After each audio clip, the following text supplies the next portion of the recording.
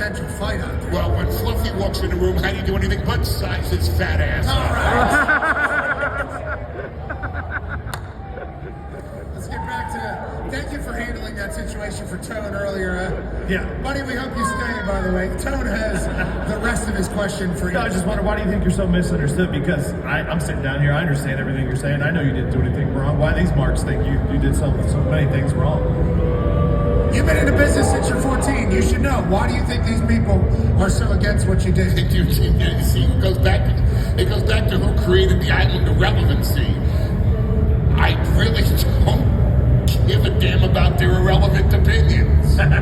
Do you care about the opinions of people who are irrelevant? You don't care about the opinions of most people who are very relevant in your life.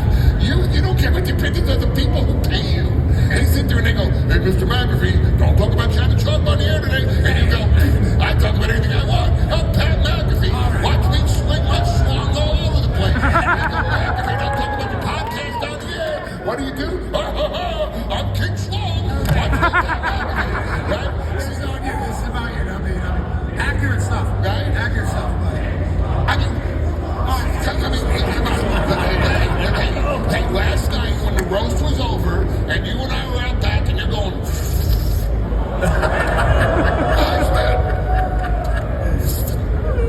by the way, it's puff, puff, pass, not puff, puff, puff, puff, puff, puff, puff, chase down the gummy, puff, puff, puff, puff, pass, right?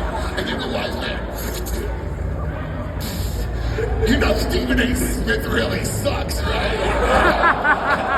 And I go, I love Stephen A.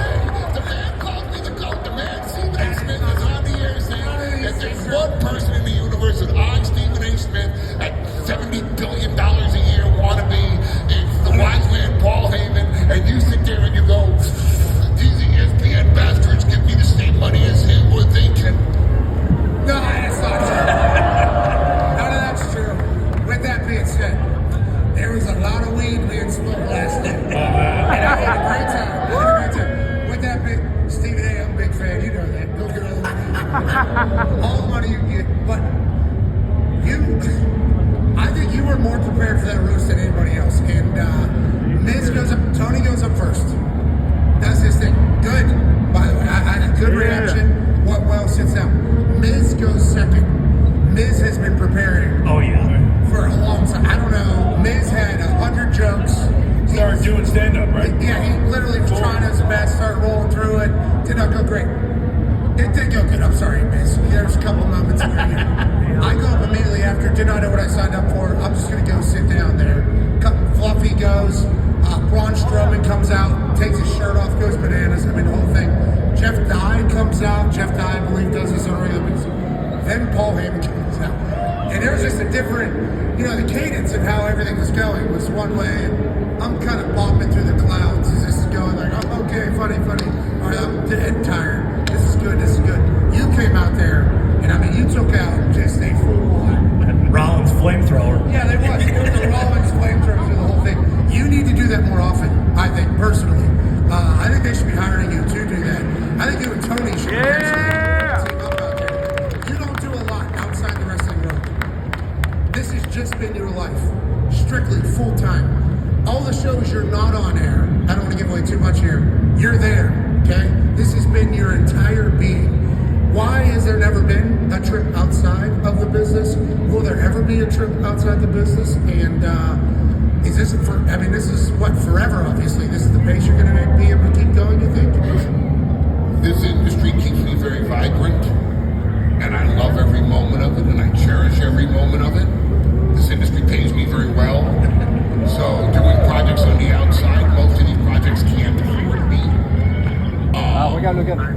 Am I interested in some things? There are things that I'm interested in doing, yes. Like last night was something you thought you'd be great at and said, you know what, I'm going to give this a go. Because you did. Yeah, they threw it my way and I was like, okay. I asked a couple times, hey, who's on the panel? I was not going to screw the WWE guys. I mean, I kind of did, and the Miz and his wife, but that was a lot of, that was with a wink and a smile. But I want to, what it's like, and I'll say this about you. Here you were an outsider that came into our world, and you could do it as good, if not better, than the guys on top. From day one, you came in, we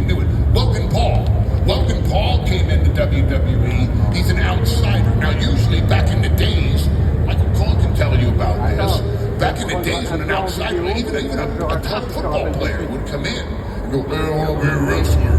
First thing they do is they take him down the mat, they break his leg, they snap his ankle, they tear the tendon off the bone. The first thing we do is hurt you in this business. The very first thing that was always done. And then it's, if you really want this, you come back, then we'll teach it to you. So it was a very tough business for outsiders to break into, and it's very intimidating to break into this. Because as you can testify, just learning the rhythm of hitting the ropes or taking a turnbuckle, that's not easy. And outsiders will look at it and go, "Oh, he just run towards the rope." Really?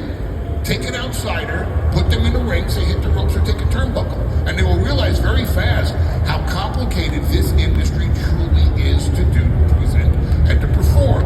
You came in, you showed even top guys you could do it.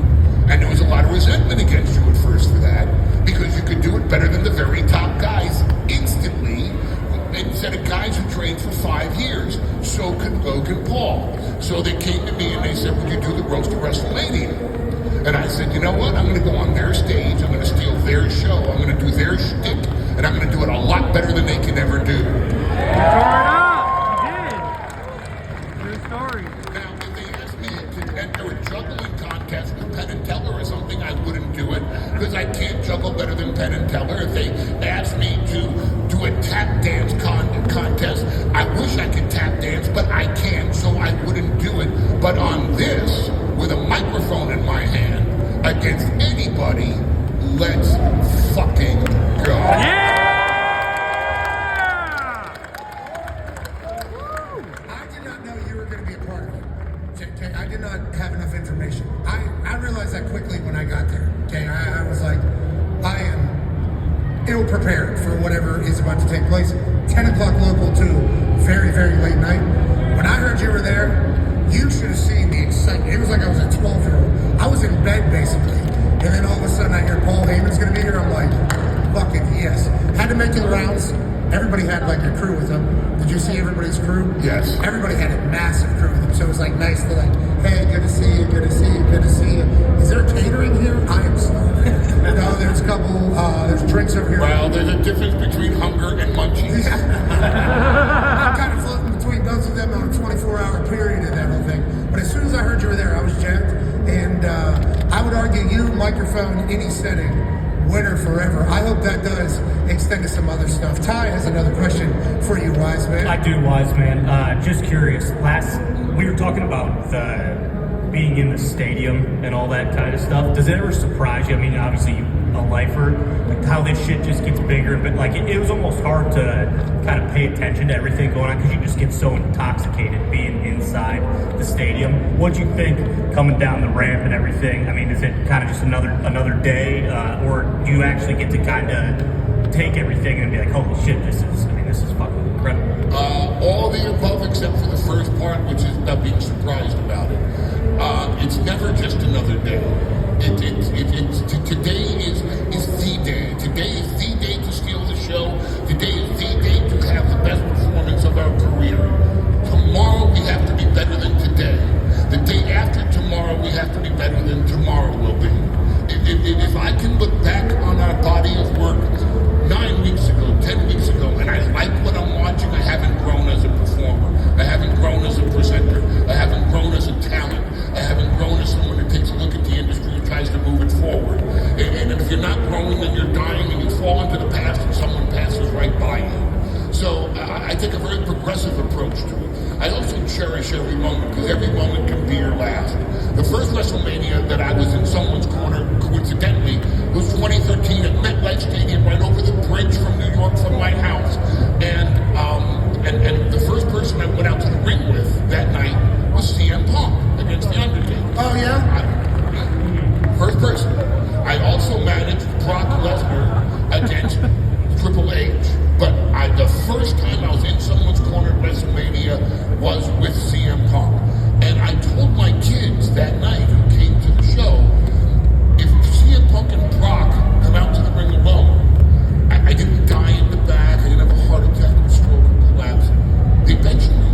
And that can happen. Where literally the former chairman of the board could be sitting there eating a protein bar, watching the monitor, and the music is about to hit, and he goes, "Paul, wait a minute. Watch this on the monitor together with me. Watch it play out. That's it. It's over. You're benched. You've been replaced. Happened to him many times. Hey, the host Monday Night Raw. No, you're not. Hey, the host SmackDown. No, you're not. Hey, the host Monday Night Raw. No, you're not. Hey, the host No, you're not. How many times they pull the rug out from underneath you? So it happens. So every time I get to do my thing, I cherish every moment of it like it's my last. And I look at every performance that I give as merely an audition to be invited back to the next show. With that being said, am I surprised at the success? No. You know why? Because we're good. Because what we do is quality. That we have brought this forward into an atmosphere that is sophisticated and that the audience can get emotionally invested into. And now you can be proud. It's no longer just a boutique industry. Like, wrestling fan, yeah, WWE fan, yeah, of course, man. Should be a fan? Yeah, ECW, yeah, I get that too. But see, now it's like, yo, I'm a WWE fan. Check me out, you too, right? Yo, what's up, brother? I mean, it's just this thing. When Elon Musk colonizes Mars, the very first form of entertainment that Elon Musk will present will be WrestleMania from the planet of Mars. I will accompany someone to the ring for the main event. We're calling it. Hey, Paul, I do want to say this, because I've mentioned it a couple of times over, say, the last 5 years. People don't know how involved you've been in the behind the scenes of this wonderful story.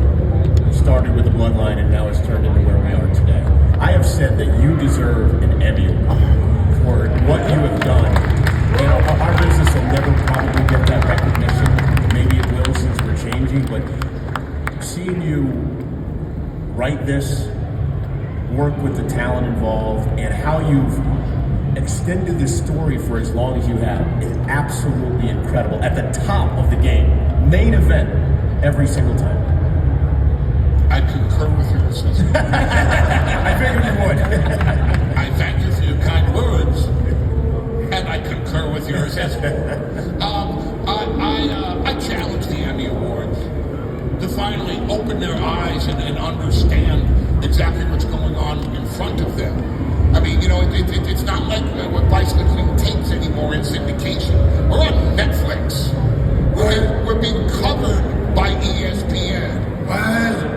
We are consistently the #1 videos on YouTube. We are consistently the #1 guest on any podcast that has us on. What? With that kind of global recognition and acceptance of the beautiful performance art known as professional wrestling, one would think that the Emmy Award people would open their eyes to what's truly going on in entertainment. You would think. And sooner than later, the public will speak up to such a degree that the Emmys will have no choice but to recognize us for our contributions to people's entertainment. I hope so. But you correctly, and Michael Cole now at this point, 28 WrestleManias, have contributed to the entertainment portion of my life at a rapid clip and at a higher rate than any other broadcast company, production company, movie company, show company. Oh, you know, yeah, it's 52 weeks a year, every year, forever, basically. By the way, we just had a 12-hour off season. Yep. Okay. Yeah, exactly. We're starting the new season tonight. Raw after Mania.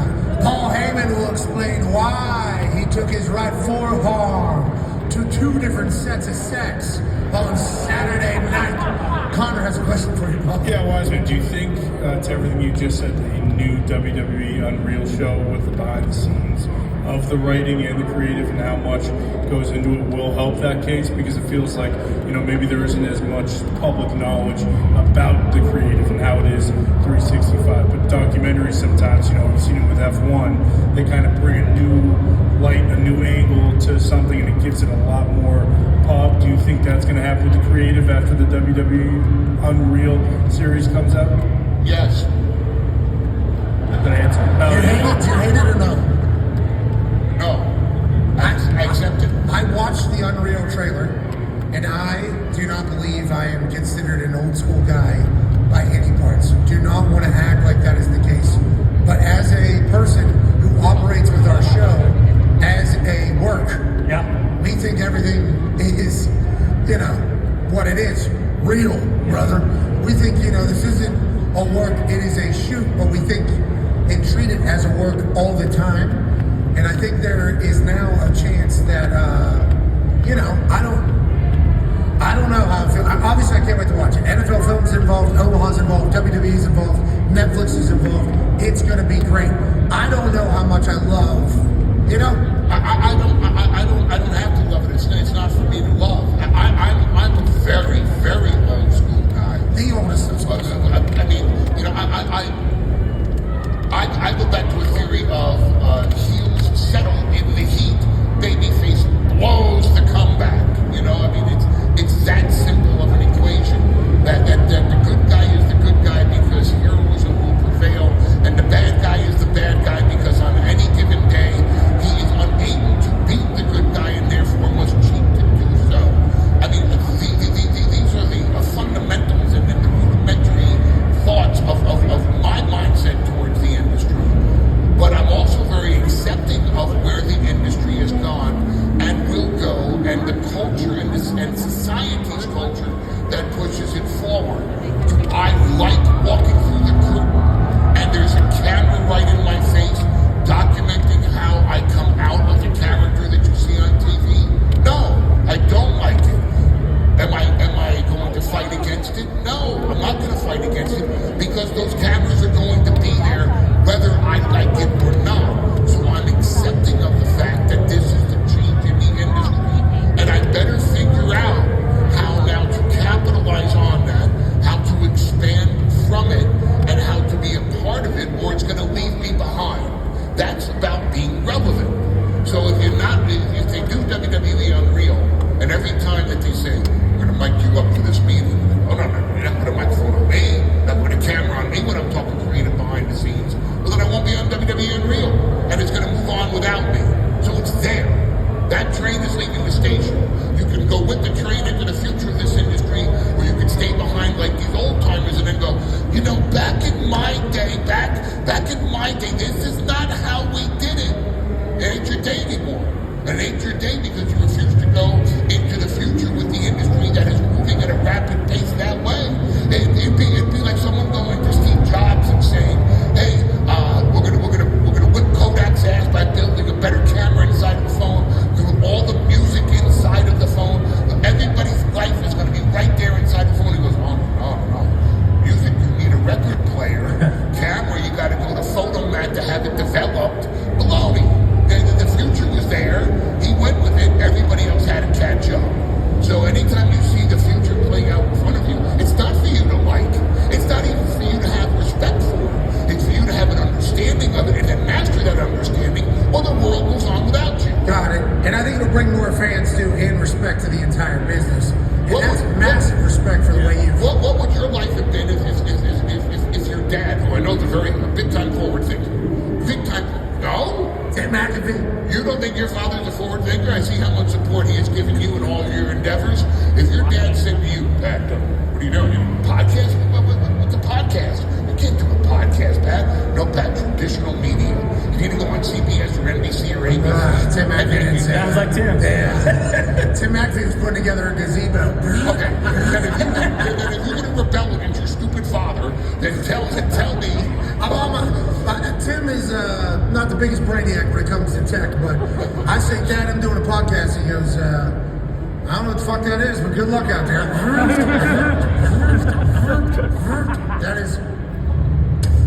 That dude, that's what Tim's doing. So if you didn't understand what the podcast world was, where would your career be today?